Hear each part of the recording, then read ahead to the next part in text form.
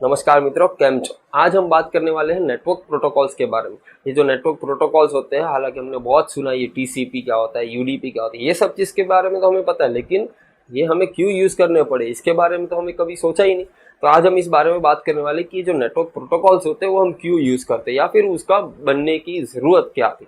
मेरा नाम है कृतिक, आप देख रहे हैं टेक्निकल मोटा भाई। हेलो, चालू करिए। तो सबसे पहले मित्रों हम बात करते हैं कि नेटवर्क प्रोटोकॉल्स जो उसकी हमें ज़रूरत क्यों पड़ी।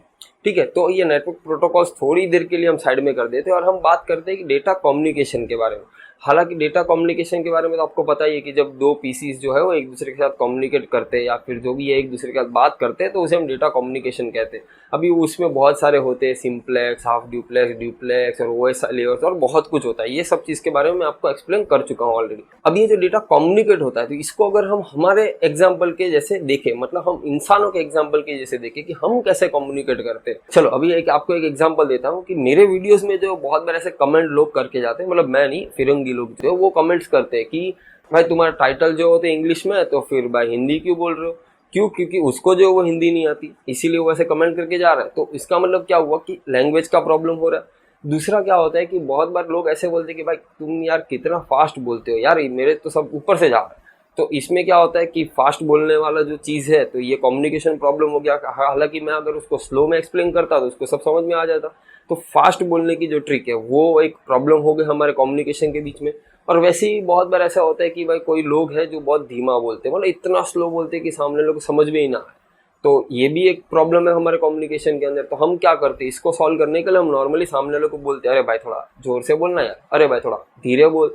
तो ये सब चीज़ के हम बात करके उसे सुलझा सकते हैं, मतलब हम कम्युनिकेशन को जो है वो ईजी और अंडरस्टैंडेबल बना सकते हैं। लेकिन कंप्यूटर्स का क्या है, वो तो हालांकि हम इंसानों ने बनाया, तो सीधी बात है कि उसमें ही प्रॉब्लम्स होते होंगे एक दूसरे के साथ बात करने के लिए।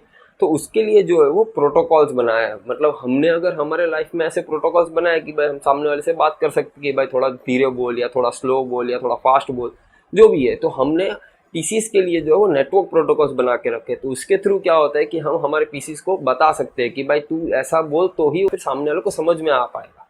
तो इसको हम बोलते हैं नेटवर्क प्रोटोकॉल्स। अब ये जो नेटवर्क प्रोटोकॉल्स है इसमें थोड़े बहुत हम बोल सकते हैं कि कैरेक्टरिस्टिक्स है। अभी ये कैरेक्टरिस्टिक्स के बेसिस पे ही जो है वो नेटवर्क प्रोटोकॉल्स डिफाइन किए हुए हैं।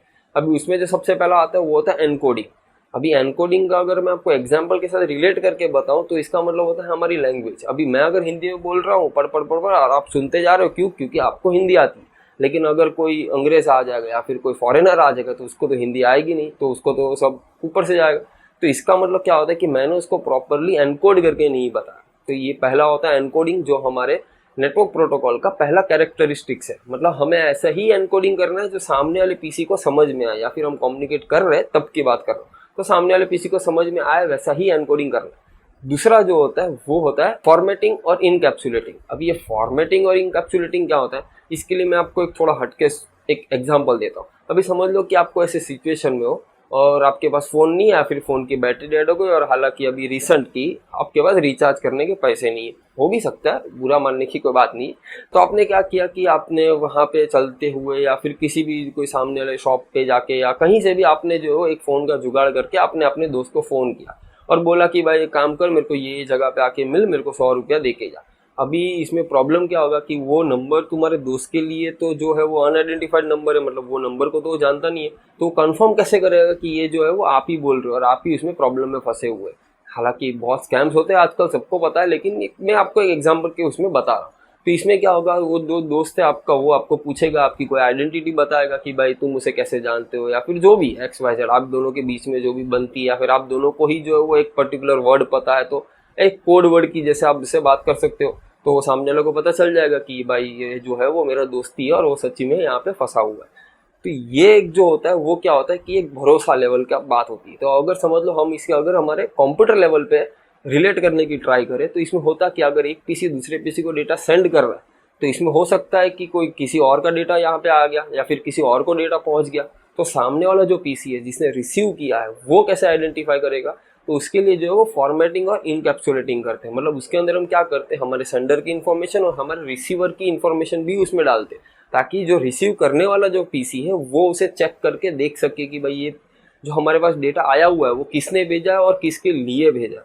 तो ये होता है एनकैप्सुलेटिंग और फॉर्मेटिंग, हम दोनों में से कुछ भी उसे बोल सकते हैं या फिर दोनों भी बोल सकते हैं। उसके बाद जो है वो आता है वो साइज। अभी साइज का मतलब क्या होता है, मैंने आपको बताया कि बहुत लोग जो होते हैं वो एकदम धीमा बोलते हैं, या फिर बहुत लोग जो होते हैं वैसे ही जो बहुत जोर जोर से बोलते हैं, और सामने वाले को जो है वो हो सकता है कि उसको जोर से बोलने वाले लोगों से नफरत हो, या फिर हो सकता है कि वो धीमे बोलने वाले लोग का उसे बात समझ में ना आ रही हो, या फिर बात सुनाई ना दे रही हो। तो ये टाइम पे क्या होता है कि आप उसे बोल सकते हो कि भाई थोड़ा जोर से बोल या थोड़ा धीरे बोल या जो भी है।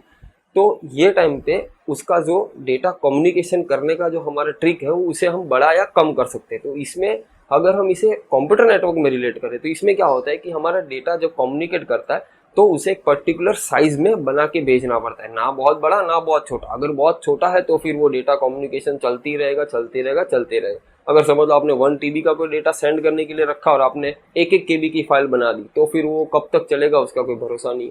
और वैसे ही अगर समझ लो कि आपने 1 TB का डेटा ट्रांसफर करना और आपने एक ही पैक बना दिया 1 TB का और फिर डायरेक्ट भेज दिया, तो उतना जो आपका ट्रांसमिशन केबल जो है जिसके थ्रू हम डेटा ट्रांसफर कर रहे हैं, या फिर हो सकता है आपका वाईफाई भी हो, तो वो जो ट्रांसमिशन मीडियम जो होता है वो इतना हैंडल कर पाए एक ही पैकेट 1 TB का, तो ऐसा तो हो नहीं सकता। इसीलिए हमें उसे पर्टिकुलर साइज में ही भेजना है जितना हमारा ट्रांसमिशन मीडियम जो है वो हैंडल कर सके।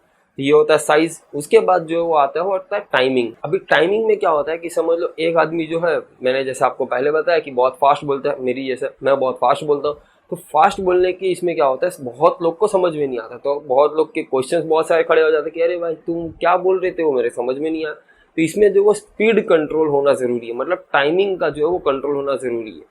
तो वैसे ही अगर कंप्यूटर नेटवर्क में हम बात करें तो हो सकता है समझ लो एक पीसी क्या जो नेटवर्क है वो बहुत स्ट्रांग है, मतलब समझ लो कुछ 10 Gbps के आसपास नेटवर्क है, हालांकि होता नहीं है लेकिन चलो एग्जांपल ही है तो कितना भी ले सकते हैं। और दूसरा जो है उसका 100 Gbps का नेटवर्क है, एग्जांपल है भाई। तो ये जो डेटा ट्रांसमिट करते हैं हम, तो ये जो 100 Gbps वाला है वो तो बहुत स्पीड से डेटा ट्रांसफर कर देगा, लेकिन ये जो 10 Gbps वाला है उसके पास तो इतना बैंडविड्थ नहीं है ना कि वो इतना सारा डेटा एक साथ ले सके। तो उसके लिए जो है वो हमें टाइमिंग की बहुत ज़रूरत होती है, मतलब हम डेटा जो है वो कौन से टाइमिंग पे और कौन से फ्रेम्स में हम भेजेंगे उसके पास, मतलब कितनी स्पीड और कितने फास्ट हम उसके पास डेटा भेजेंगे जितना कि वो ले सके। ऐसा तो है नहीं कि एक साथ भेज दो और वो उसको लेना है तो ले, नहीं तो फिर छोड़ दे। ऐसा कंप्यूटर्स में तो होता नहीं है, हालांकि हमारे इसमें होता है। मैंने तो बता दिया, आपको समझ में आया तो ठीक है, नहीं आया तो ठीक है। हालांकि आप कमेंट भी कर सकते हो, तो आप कमेंट करके मुझे बता दो अगर आपको ये कुछ समझ में नहीं आ रहा है तो। इसके बाद जो है वो आता है डिलीवरी। अभी हम ये अमेजोन फ्लिपकार्ट वगैरह सब जगह से हम लेते हैं, तो उन लोग क्या करते हैं एक साथ सब स्टॉक जमा करते हैं और फिर एक साथ सब बेच देते हैं। एक एरिया वाला जो आदमी है वो उसके एरिया में जितने भी लोग आते हैं या फिर वो पार्सल जितने भी एक एरिया के वो एक ही आदमी देखता है, तो ऐसे सब जो डिलीवरी ऑप्शन हम दे देते हैं। तो वैसे ही अगर हम कंप्यूटर नेटवर्क में से रिलेट करें तो इसमें होता क्या है, एक होता है यूनिकास्ट। मतलब समझ लो कि इंटरनेट में से आपके पीसी में कोई डेटा आ रहा है, तो अभी आपका पीसी जो है वो तो आईएसपी के इंटरनेट के साथ लिंक्ड है, तो सीधी बात है वो डेटा आईएसपी के उसमें से आएगा। आईएसपी जो होता है उसके पास तो बहुत सारे पीसीज होंगे आपके जैसे, वो जो डेटा है वो पर्टिकुलर आपको ही आएगा, तो उसे हम बोलते हैं यूनिकास्ट। मतलब एक डिवाइस दूसरे डिवाइस से बात करता है तो होता है यूनिकास्ट। अभी वैसे ही होता है मल्टीकास्ट। अभी मल्टीकास्ट में क्या होता है कि एक पीसी से हम हमारे नेटवर्क के अंदर दो या दो से ज्यादा पीसी या फिर एक से ज्यादा पीसी को हम कम्युनिकेट करते हैं, सारे पीसी को नहीं, एक से ज्यादा पीसी को अगर हम कम्युनिकेट करते हैं तो होता है मल्टीकास्ट। मतलब मेरे को अगर जो चीज़ है कुछ ऐसा सीक्रेट है जो तुम दोनों को ही बताना है तो मैं तुम दोनों को बता सकता हूँ। हालांकि हमारा ग्रुप तो 5-6 जन का है, लेकिन हम दोनों को ही बताया तो उसका होता है मल्टीकास्ट। और बाद में जो होता है ब्रॉडकास्ट। ब्रॉडकास्ट तो सबको पता है, जो भी है सब सुनो, सुनना है तो वरना छोड़ दो। तो ऐसा होता है ब्रॉडकास्ट, जो हम एक पीसी से सारे पीसी जो हमारे नेटवर्क में कनेक्टेड होते हैं उसे हम बताते हैं या फिर हम डेटा सेंड कर देते हैं, तो उसे हम बोलते हैं ब्रॉडकास्ट। तो ये जो पूरा मैंने 5 कैरेक्टरिस्टिक्स आपको बताया, इसके ऊपर जो नेटवर्क प्रोटोकॉल्स बनते हैं। अभी नेटवर्क प्रोटोकॉल्स तो आपने सुने ही होंगे कि टीसीपी होता है, यूडीपी होता है, एफटीपी होता है, ये सब जो नेटवर्क प्रोटोकॉल्स होते हैं। तो नेटवर्क प्रोटोकॉल्स के भी टाइप्स होते हैं, मतलब इंटरनेट प्रोटोकॉल होता है, एक वायरलेस प्रोटोकॉल्स होता है, तीसरा जो वो राउटिंग प्रोटोकॉल्स होते हैं। अभी इंटरनेट प्रोटोकॉल तो आपको समझ में आ रहा ही होगा, हमने वैसे ओएसआई लेयर्स में और बहुत सारी जगह पे पढ़ा हुआ है। हमारा टीसीपी जो है वो ट्रांसपोर्ट लेयर प्रोटोकॉल है, यूडीपी भी ट्रांसपोर्ट लेयर प्रोटोकॉल है। फिर एचटीटीपी जो आता है, इसके बारे में हालांकि मैं एक वीडियो बना रहा हूँ, सब्सक्राइब जरूर करना ताकि आपको पता चल सके कि एचटीटीपी क्या होता है। तो एचटीटीपी जो प्रोटोकॉल है वो हमारा एप्लीकेशन लेयर प्रोटोकॉल हो जाता है। वैसे ही सब जो प्रोटोकॉल्स होते हैं वो हमारे ओएसआई से रिलेटेड ही होते हैं, और ये सब प्रोटोकॉल्स के थ्रू ही हम दो पीसी या फिर इंटरनेट में हम कम्युनिकेट कर पाते हैं, ताकि सामने वाला जो है वो भी यही प्रोटोकॉल्स यूज करता है। मतलब हम उन दोनों को पता है कि कम्युनिकेट कैसे करना है। ठीक है, हमारी जैसे बार बार बोलना नहीं पड़ता कि भाई धीरे बोल, फास्ट बोल, हिंदी बोल, इंग्लिश। तो ये हो गया इंटरनेट प्रोटोकॉल। फिर आते हैं हमारे वायरलेस प्रोटोकॉल। हालांकि आप तो बहुत इंटेलिजेंट हो, आपको तो समझ में आ ही गया होगा अब तक कि वायरलेस प्रोटोकॉल्स में क्या आता है। वाईफाई आता है, हमारा LTE आता है, ब्लूटूथ आता है, ये सब जो होते हैं वाईफाई प्रोटोकॉल्स होते हैं। फिर उसके बाद जो आता है वो होता है राउटिंग प्रोटोकॉल्स। अभी राउटिंग प्रोटोकॉल्स का मतलब क्या होता है कि अभी इंटरनेट जो होता है इतना बड़ा है, अभी उसमें आपको एक परफेक्ट पाथ ढूंढना पड़ता है कि यहाँ से डेटा आप तक भेजना है तो कौन से पाथ से जाऊँ, क्योंकि बहुत सारे राउटर्स, बहुत सारे ISPs बीच में होते हैं। तो वो डेटा जो है वो एक दूसरे के बीच में हॉप करते करते हुए आता है हमारे एक राउटर से दूसरे राउटर वगैरह वगैरह।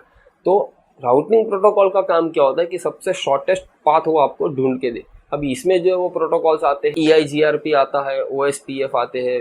ये सब जो प्रोटोकॉल्स है, ये प्रोटोकॉल्स आते हैं हमारे राउटिंग प्रोटोकॉल्स के अंदर, ताकि वो आपको परफेक्ट पाथ ढूंढ के दे। हालांकि आपको नेटवर्क प्रोटोकॉल्स के बारे में तो अभी तक समझ में आ ही गया होगा। मैं अभी सोच रहा हूँ कि हर एक प्रोटोकॉल पे एक अलग वीडियो बनाऊँ, मतलब HTTP के लिए तो वैसे मैं बना ही रहा हूँ। तो अगर आपको इंटरेस्टेड है कि आप ARP, FTP या फिर जितने भी BSG, जितने भी प्रोटोकॉल्स है, सब पे अगर आपको एकदम डिटेल्ड लेवल में इंफॉर्मेशन चाहिए तो आप मुझे नीचे कमेंट ज़रूर कीजिए और बताइए कि आपको कौन से प्रोटोकॉल्स पे एकदम ज़्यादा इंटरेस्टेड हो, या फिर उस पर आपको पर्टिकुलर वीडियो चाहिए। तो उम्मीद करता हूँ कि आपको ये नेटवर्क प्रोटोकॉल्स थोड़ा बहुत या फिर पूरा ही समझ लो, आपको समझ में आ गया होगा। तो सब्सक्राइब जरूर कीजिए हमारे टेक्निकल मोटा भाई चैनल को, क्योंकि मैं ऐसे ही टेक्नोलॉजीज को एक्सप्लेन करते रहता हूँ। फिलहाल के लिए इतना ही, आओ जो।